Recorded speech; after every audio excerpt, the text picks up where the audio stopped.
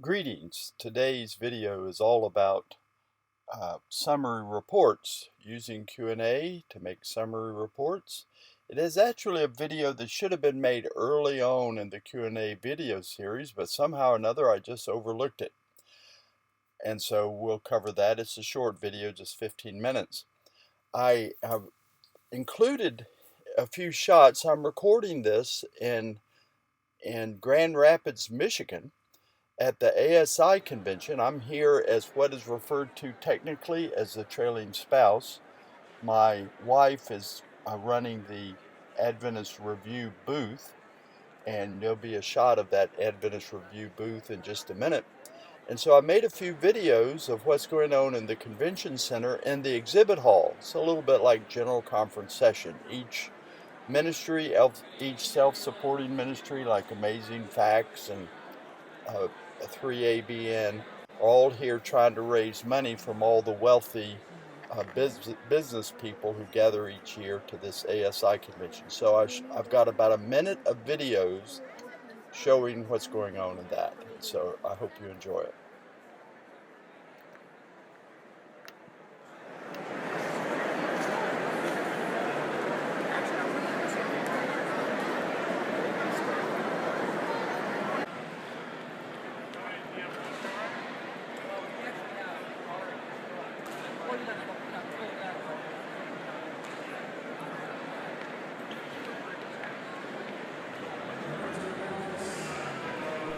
Okay, let's get started.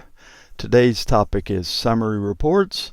I just love this topic, and I know that you will too. Summary reports are very similar to summary links, but summary reports are simply a listing. Summary link did a calculation and returned one answer that went into one cell, but a summary report makes you a listing. It will make you a listing of anything you want in SunPlus. I want a listing of all of my accounts. I want a listing of all of my accounts and their balances. I want a listing of all of my accounts and their balances by department. I want a listing of all of my accounts by department by who. I want a list of all my who and personnel expenses. I want a listing of a report that shows the total deposits that went in on a certain day. What were the cash receipts by my cashier? Listing all the debits that came into my cash account during a certain period. I want to list any listing. I want to list all the JVs that were made today. I want a listing of the JV 642, all the lines of 642. Listing of anything. Okay, and so you make a summary report by making a query. So I'm double clicking the cell to start the summary report in, and I select summary report.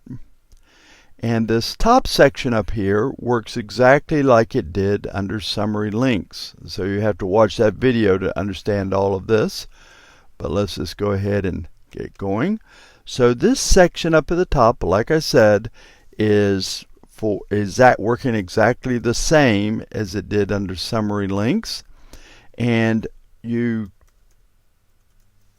let me just get this. There we go. And so it works exactly the same, including the concept of setting up prompts that are feeding the query. It works exactly just like that. And including the idea of putting filters up here. So right now I'm looking at all of personnel expenses, all the 81s for 2009. So I can put a filter up here. Any of these things can become filters, as you've learned earlier. So I could take a who and bring it in, okay, and select my who. So this would be, this filter right here would say only list the transactions for Gina Bush. Okay, so now we have a filter we've brought from the bottom up here to narrow down the things that are in my listing. For our class example, I don't want to do that, so I'm going to take that back out. And we're just listing right now. We have filtered right now on only the index cards. You remember the index cards from the very first video. We only filtering and selecting these cards. But now, how do we want to show the cards?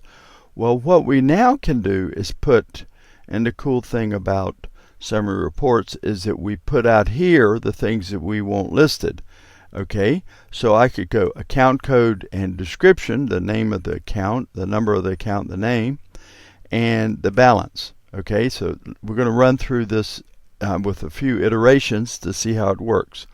So we do this and we extract it. It extracts the same way.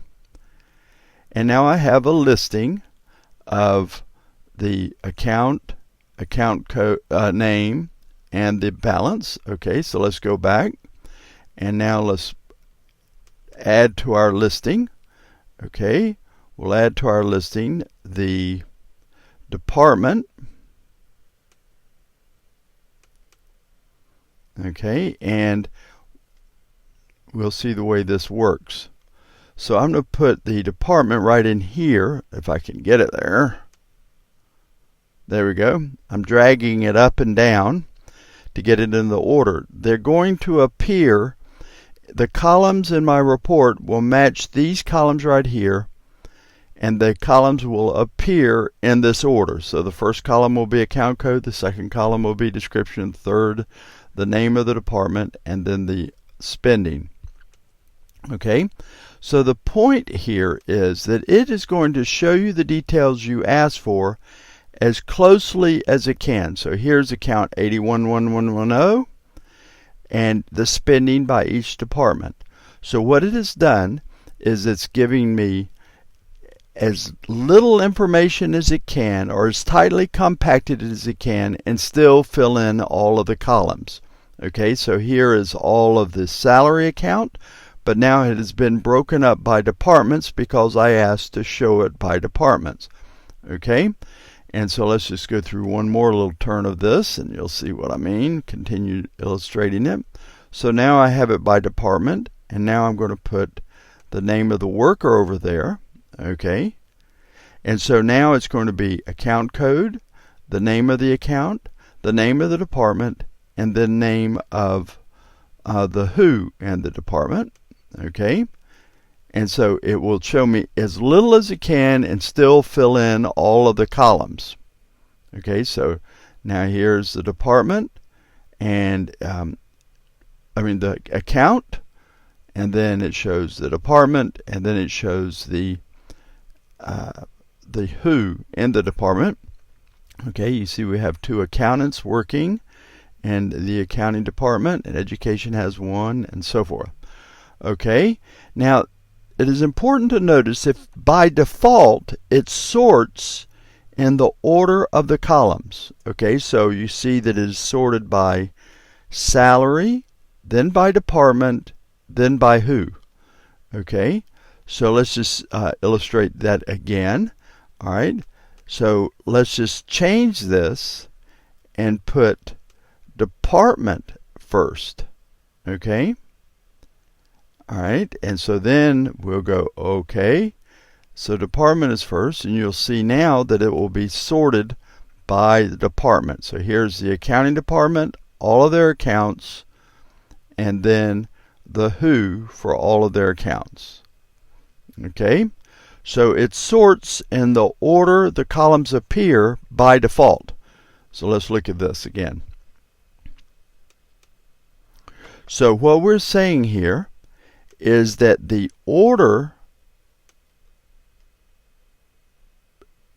the columns appear in the order they are listed here, and they are sorted by that order. All right, just one more illustration just to make sure that you've got a handle on this. And so now we've got the employee's name first, and so I have all of Amanda's, then her accounts, and then the departments. All right, now you can override that. Okay, you can override that by this little button right down here, which changes the sort order. Okay, so if I put account code up here, it's going to sort by account code but still display in this order. Okay, so it's going to have the name of the person first. If I run this now, which I'm going to do, it'll have the name of the person, and the account code and the description and the name of the department and the base amount, that will be the column title, but it will be sorted by account code. All right, so all of the 81s will be first. Okay, so let's look at the way that works. Okay, so all of the salaries are first because we set the sort order that way, but they're still showing up in the column order that we did on the query. So that is the fundamentals of writing a query, a summary report query. And there's only one little more thing to show you, is this these options up here. Let's see, there's not much here to mess with. So the one that you work with a lot is report style. Now when you choose report style, you can control the way it behaves.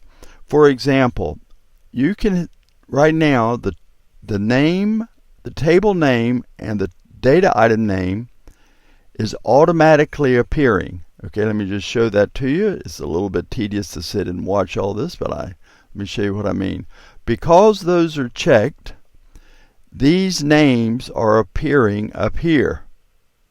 Okay, so we'll go back over to uncheck them.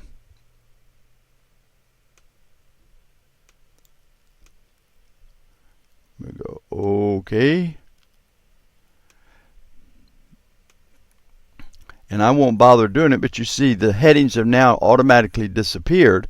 So you could easily come in now and put right above here, you know, employee, your own names, your own headings, account, I'm not sure I can remember the names, description, department, and amount. Let's see if I got it right.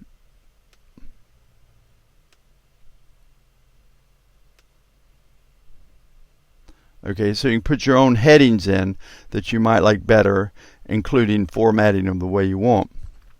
Also, on a summary report, you have the format of the format of the query of the report coming down here. So you can choose the ones you like. Okay, formats that you would like, and you know, I never liked any of them. Frankly, I don't like them too much, but you might. It's all a matter of taste.